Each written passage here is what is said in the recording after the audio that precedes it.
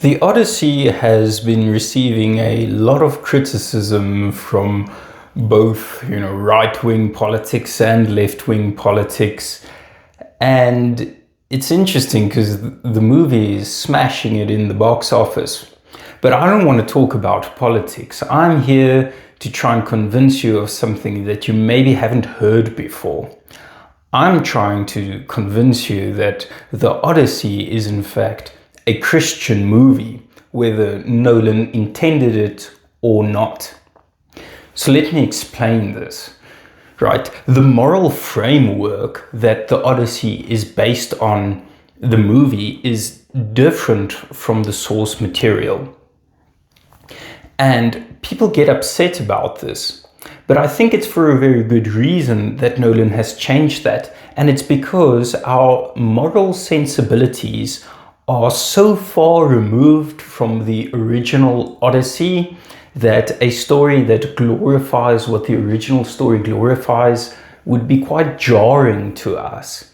And Nolan has changed it in accordance with Christian morality and sensibilities, whether that was his intention or not, right? Because that's just how much Christianity has influenced the world that we live in, that even if you are an atheist, in the Western world at least, you are a Christian atheist. That is to say that even if you don't believe in God, it is specifically the Christian God that you don't want to believe in, because that's just obviously who God is. At least to the Western mind, right, who this movie is very much aimed at. Okay, so let's explore a very interesting topic and how I think we can demonstrate this idea that these Christian sensibilities and this Christian moral framework really comes through in Nolan's depiction. And we're going to talk about spoilers ahead, I guess. We're going to talk about Circe. We're going to talk about Zeus's cows, and we're going to talk about Calypso's island and the lotus. Right. So first off, let me just give a very quick explanation of what I mean when I use the word sin, because we're going to talk about everybody's favorite topic, sin, right? I don't mean, it's like God gives us a bunch of arbitrary rules, and when we break it, then, he's angry at us, and Jesus dies on the cross in order to appease God's wrath, and we are forgiven for having transgressed these arbitrary rules. Because I find that for a lot of people, that's their conception of sin. And the version of sin that I want to put forward, which is very much in line with the traditional Christian understanding, is that our highest good, the thing that we are made for, is to have union with God.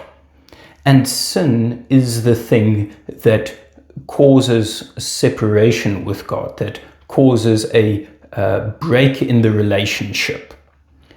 So sin should not be conceived as, the breaking of arbitrary rules that God set there to test us. No, it is rather doing things that damages a relationship with God. And then, as all relationships, up to very recently, all relationships had rules. And so too, the nature of our relationship with God also has rules for how it's going to work. And then sin is the transgressing of these rules. And so that's really what I mean when I say sin. So don't think of, just silly made up rules being broken for no good reason. No, it's to say that our highest purpose to be united with God is being thwarted when we commit sins. Okay, with that out of the way, let's look at the story. The first one is going to be on Circe's island, and so this is where the men have, on their way back to Ithaca, they've suffered a couple of defeats by now, and they're quite starving. They're very hungry. They're thirsty. things are not going well. And they've also lost a sense of trust in Odysseus.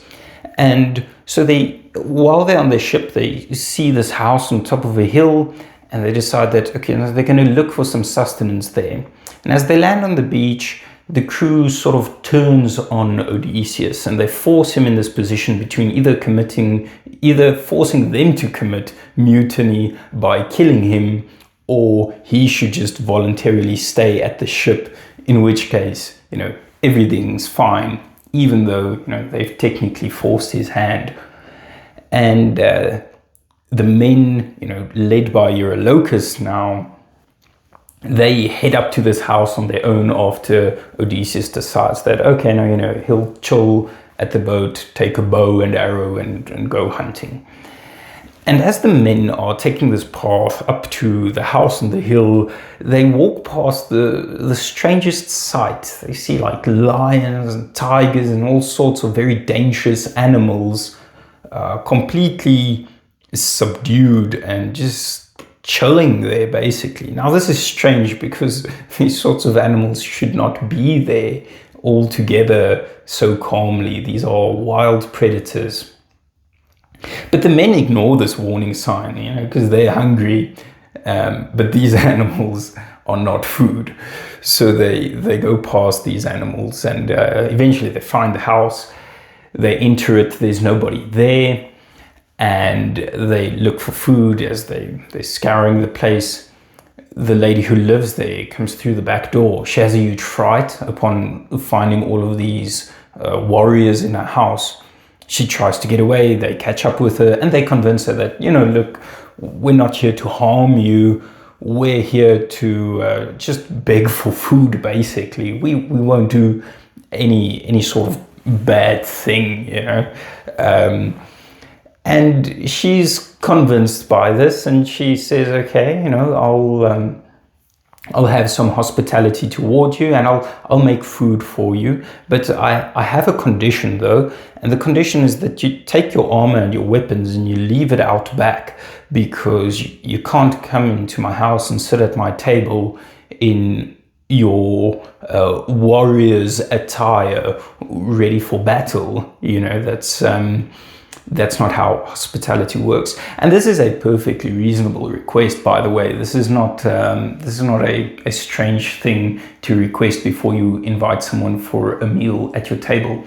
And so the men basically, they comply, they're hungry, there's the promise of food. Nobody thinks to go fetch Odysseus and tell him that, hey, look, we found a meal, because they are led by their appetite, because they're hungry, they're starving, and they take off their armor, they take their weapons, and they take it out back. And there's this very quick moment, you'd be forgiven for missing it. There's this quick moment where Eurylochus, the new de facto leader of the group, puts down his armor, and he looks up and he notices there in the field is like a bunch of other warriors' armor that has just been left there to decay. And it's interesting because he notices there's something off. And what would have led to this armor being left here, exactly where we are now leaving our armor, and the previous warriors who left it there never came to retrieve it? That's strange. But he ignores the warning. He ignores his rational mind, which has like red alarm bells going off, because he's very hungry and there's the promise of a meal inside. So he ignores it. And you're like screaming at the screen, and you're like, no, don't go in there, because, while watching the movie, you're not quite as hungry as he is, and your appetite is not quite as triggered by the meal inside as his is. But he's been made somewhat irrational by his appetite, and the appetite being triggered by the smell of the food inside. And so all the men go into the house and they start feasting. And they are eating like pigs, they're just stuffing their mouths, and just it's really gross food. I don't know if it's a cultural thing. I hope I haven't offended someone, but at least where I'm from, that meal did not look good. And they're just chowing this food, and eventually you realize something weird is happening. These guys seem to be panicking as they're just stuffing their mouths with more food. They clearly want to stop, but they are unable to. Their appetites have taken over, and they have been bewitched by Circe, the lady in the house, who's clearly at this point we realize she's a witch. And she grabs Eurylochus and she starts molding his face like clay, and she ends up turning him and all the other men into pigs, literal pigs. And pigs are known for their extreme appetites, their ability to eat a lot and to eat anything. And so this really then provides this metaphor for how our appetites can lead us to fall to these temptations and ignore our rational minds and basically become like animals. So in this story where magic is real, the men literally are turned into pigs. But in real life, something similar happens, even though we do not as visibly turn into pigs when we give ourselves over to our appetites. And it's not that our appetites are bad. Being hungry is a good thing, because being hungry is what makes you get out of bed, go to work, earn a living so that you can buy food and provide for your family.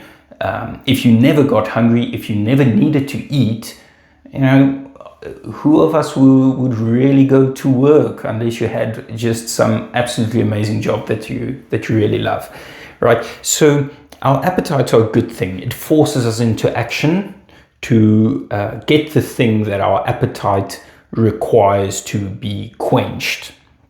When we are thirsty, it forces us to go get water because we need water to live. The problem is that when we satisfy these appetites in improper manners, in the wrong ways, in ways that are sinful, and by definition, meaning in ways that break our union with God. So if I'm hungry and it forces me to go to work and earn a living, that's good. When I'm hungry and I see my neighbor has more food, he's got enough food, and I'm starving, then I might think, he's not going to miss it. He's not going to notice if one of his 10 loaves of bread go missing. And so I might be tempted to steal his bread. And by doing so, I have now broken union with my fellow man. I have transgressed the contract of the social contract of treating others as we would want to be treated, and respecting that which belongs to other people because we respect the people themselves, right? So now I've started this breakdown of our relationship. He can no longer trust me and I'm using him, and this breakdown of relationship ultimately will also lead to a breakdown in relationship between myself and God. Because, if God is to have union with the both of us, but we cannot have union with one another, it would seem in this case that it would be me, the sinner, who has broken down that relationship of unity and has now forfeited my heavenly estate and the highest plans that and purposes that God has for me. Right, okay.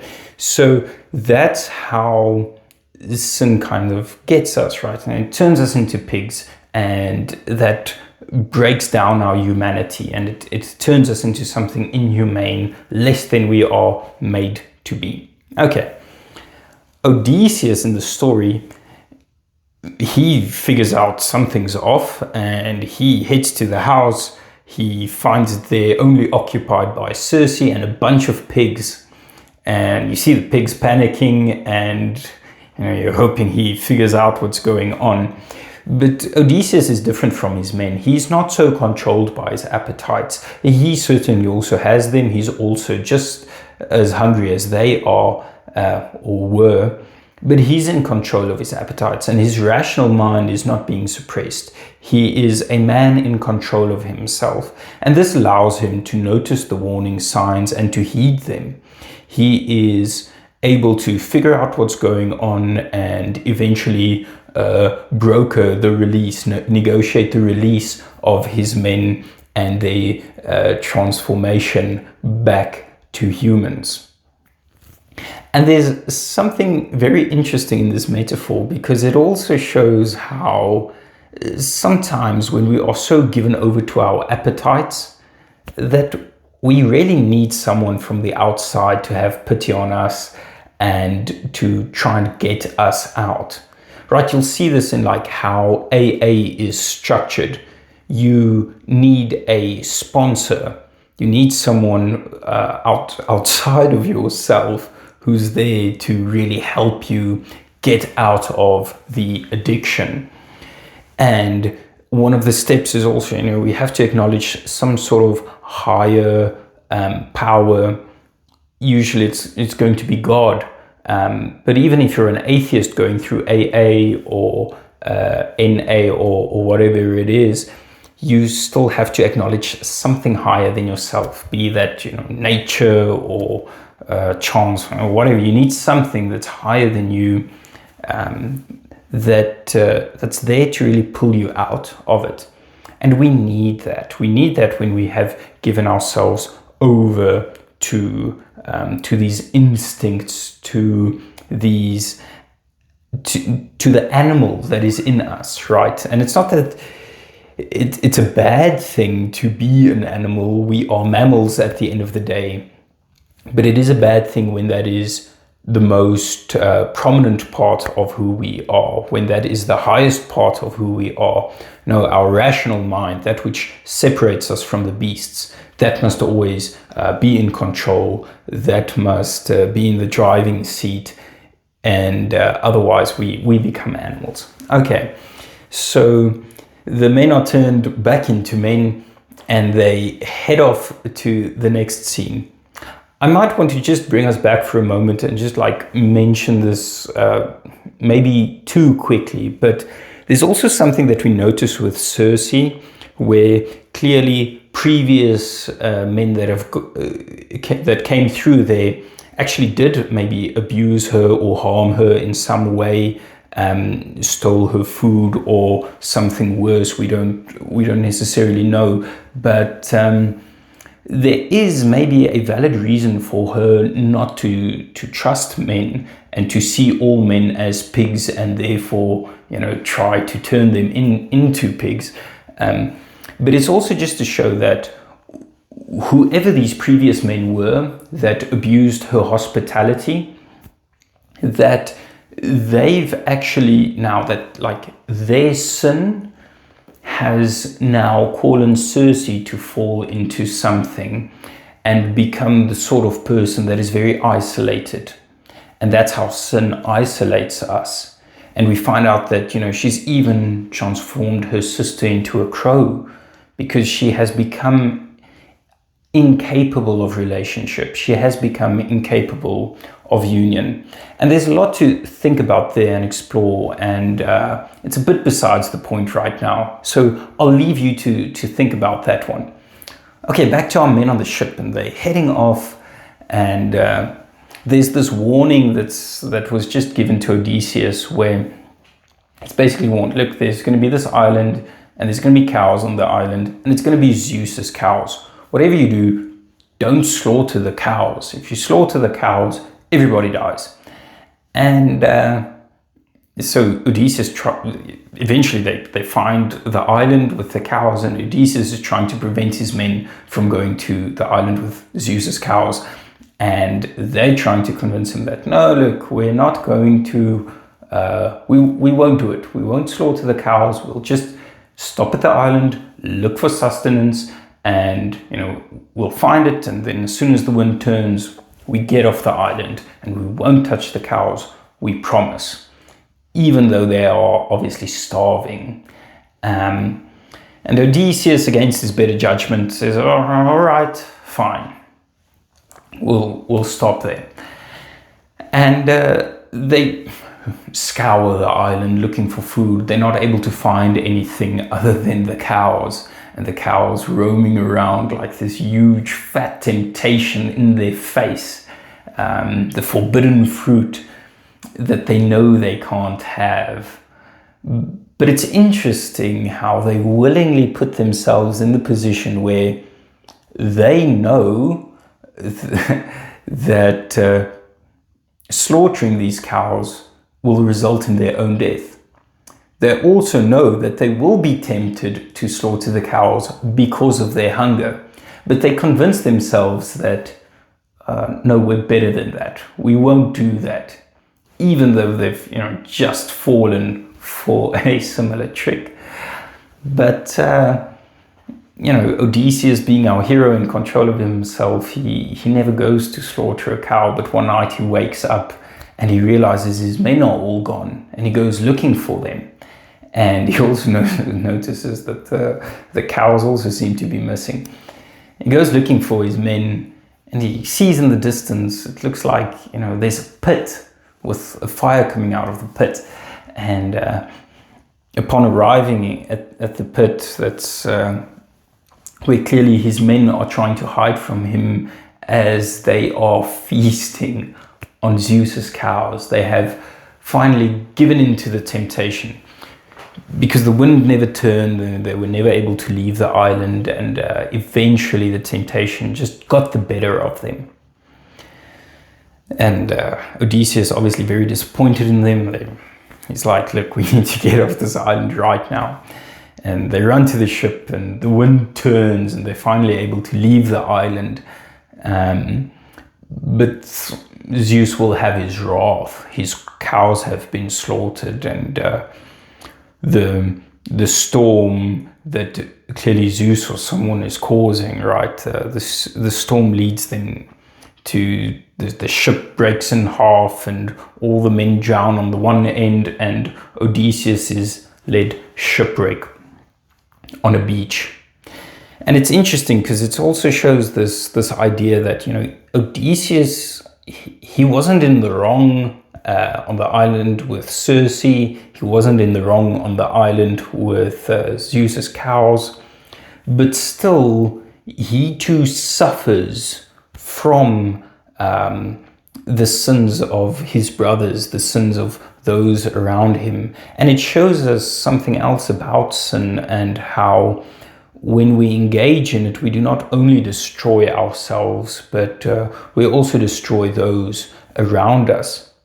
And it becomes more apparent how this damages Odysseus when we see what happens on the island where he's washed ashore.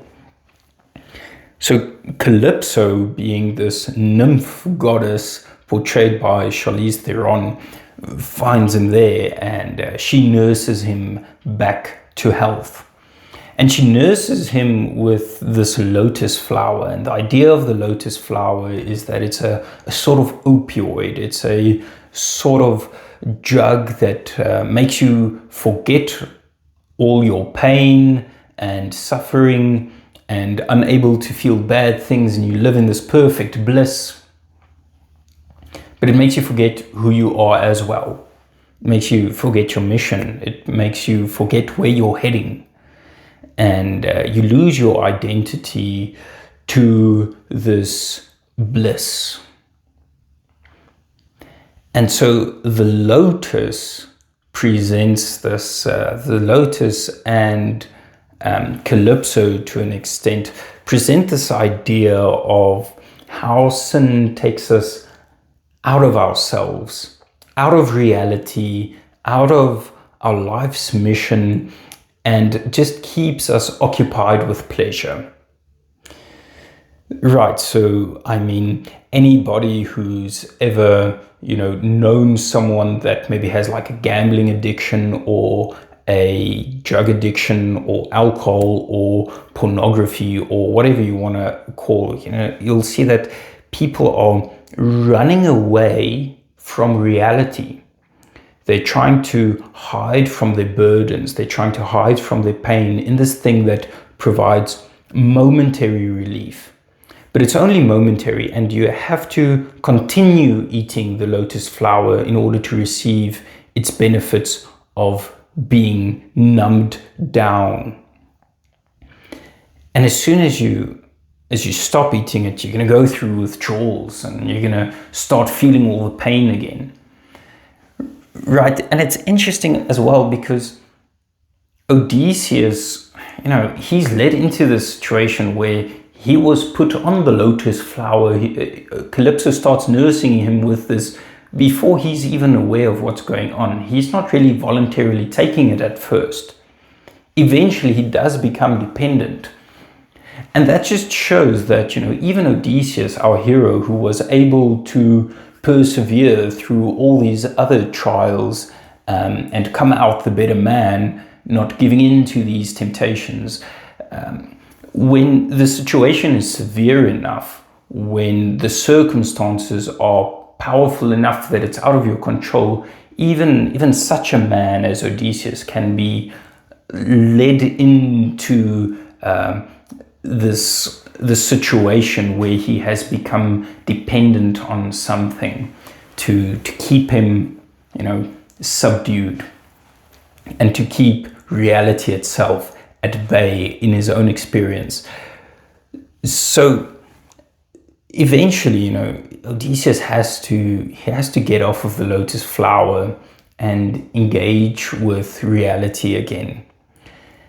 And even if you don't want to use the example of, some serious addiction, which a lot of people might not be able to relate to, we can use a very obvious example. And I think this is kind of what Calypso is presenting or representing. So Calypso represents, in a way, maybe like social media. Right, this constant source of gratification, this constant source of bliss, this constant source of being removed from our real life, being submerged in this fantasy land where we can get whatever we want whenever we want it, as long as we forget who we are and forget what it is that we're supposed to do. And I think that when we view her that way, it might become even more relatable for a lot of people. But it's important that Odysseus gets off the lotus flower. It's important that we get off of our phones. It's important that we get back into the painful reality of human existence and all the moments that we have to bear boredom for its own sake, all the moments that we have to bear awkward situations that we'd rather just pull out our phone and eat the lotus flower. We need to wean ourselves off of this thing so that we can get back on our raft and head back to Ithaca to go save our queen, right? This is the adventure that we are called to, but we can't go on the adventure as long as we keep eating the lotus flower. And the lotus flower representing this sort of sin as an escape. Sin as an escape from reality. Yeah, so I think, I've maybe presented an interesting way to look at this. I don't know if this is necessarily how Nolan intended to portray these stories, and it might not be the message that Nolan intended, but it also might be. And here's where I also want to say something I think is important, is to note that the reason people can look at these sorts of stories and find it so meaningful, impactful, it strikes at something very real inside of us. it strikes at something true, even if we don't fully understand it, even if we don't have the exact right words for it. And that is to say that even if Nolan did not intend this to be a Christian message, he did intend it to portray something true about reality as he understands it. And I do think that Nolan understands a lot about reality as it is. And so wherever there is truth, you will find Christianity.